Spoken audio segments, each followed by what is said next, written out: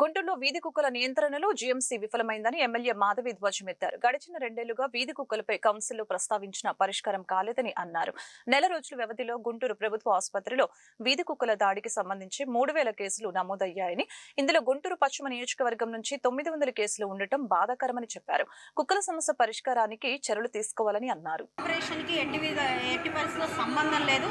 ఎందుకంటే ఆపరేషన్ కేవలం వాటి జనాభా సంఖ్య పెంచకుండా ఉండడానికి మాత్రమే నియంత్రణ వస్తుంది తప్ప వాటి మానసిక స్థితిని మెరుగుపరిచే విధానం ఎక్కడా లేదు. అవి పదే పదే పిల్లల మీద అటాక్ చేస్తూ ఉన్నాయి, వృద్ధుల మీద అటాక్ చేస్తున్నాయి. సింగిల్గా ఎవరైనా వెళ్తూ ఉన్నారు అంటే వాటి మీద మూకుమ్మడిగా దాడి చేసే పరిస్థితి కనపడుతుంది. వీటన్నిటికీ కూడా సమాధానం రావాల్సిన అవసరం ఉంది.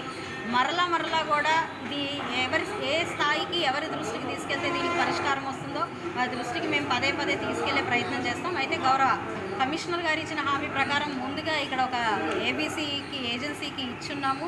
వాళ్ళ పర్యవేక్షణలో ఏటుకూరు రోడ్లో ఈ యొక్క ఆపరేషన్ నిమిత్తం కెనాల్స్ కట్టాల్సిన పరిస్థితి ఉంది కాబట్టి అది కూడా చేస్తామన్నారు. గత రివ్యూ మీటింగ్లో పెమసాని చంద్రశేఖర్ గారు కూడా కావాలంటే మరిన్ని కెనాల్స్ పెట్టాల్సిన అవసరం ఉన్నా కూడా ఏర్పాటు చేసి ముందు వీటి సమస్యను మనం పరిష్కరిద్దాము అని చెప్పి కూడా ఆయన కూడా చెప్పడం జరిగింది. కాబట్టి దీని మీద ఒక హోలిస్టిక్ నిర్ణయం తీసుకొని మంచి పరిష్కారంతోనే ముందుకు వెళ్ళే ప్రయత్నం మేమందరం కలిసి చేస్తామని చెప్తున్నాం.